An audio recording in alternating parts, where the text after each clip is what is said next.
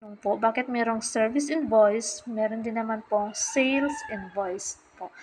Sa pina-register po namin kay BIR, yung service invoice po, yun po yung dalawang option, no, na binigay ni BIR. Pwede naman daw po kami gumawa ng dalawang resibo. So, since the primary line of business namin is more on maintenance and repair of boats and ships like that. So, service invoice po, pwede po yung namin gamitin.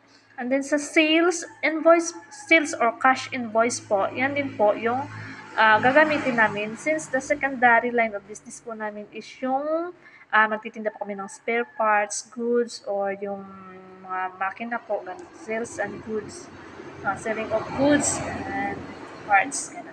So, ayan po, no? Ito po, naging color green, apple green na po siya. Unlike before, yung